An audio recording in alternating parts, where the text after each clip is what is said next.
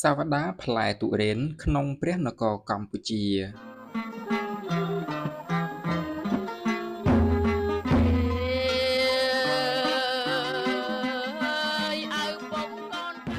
ទុរេនជាឈ្មោះផលព្រឹកអំបូរខ្នុរមួយប្រភេទដែលបុរាណចាស់ទុំខ្មែរនិយមរាប់អានទទួលទានជាបង្អែមលាងមាត់ដូចទៅនឹងផ្លែឈើដទៃទៀតដែរ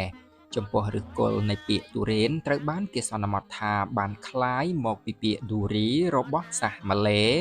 ឬម៉ាឡាយូបុរាណដែលប្រែថាបន្លា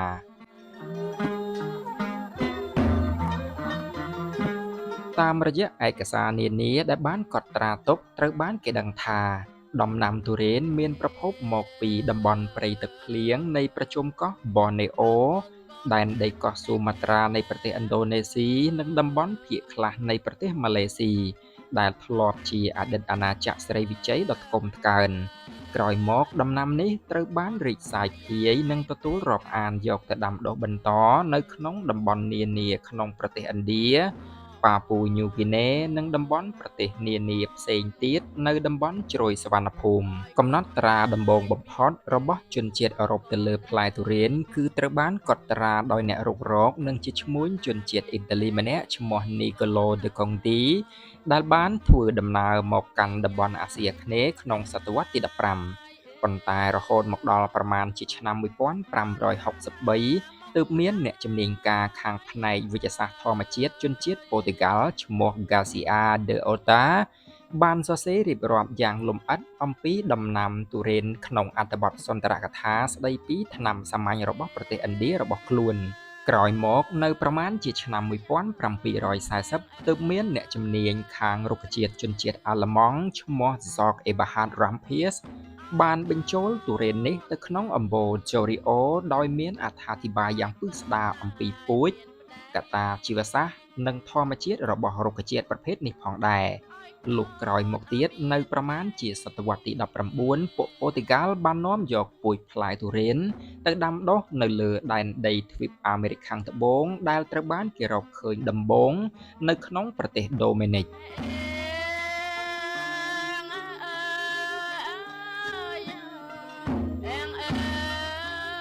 ដោយឡែកចំពោះសាវតានៃការដាំដុះទុរេននៅនគរក្រុងកម្ពុជាយើងមិនមានឯកសារណាមួយបានបញ្ជាក់យ៉ាងជាក់លាក់និយាយអំពីប្រវត្តិនៃការដាំដុះទុរេនទេក៏ប៉ុន្តែបើតាមរយៈការសន្និដ្ឋានដោយផ្អែកទៅលើកត្តាភូមិសាស្ត្រនយោបាយរបស់មនុស្សបុរាណ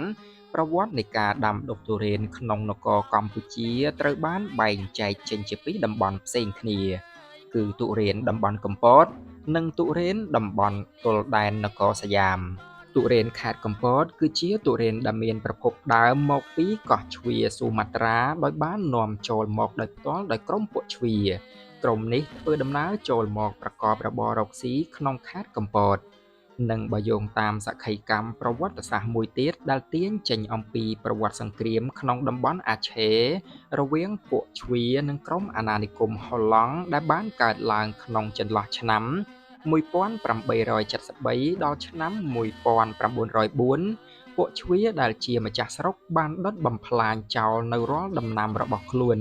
ជាពិសេសគឺដំណាំម្រេចនៅលើកោះជ្វាតំបន់អាឆេ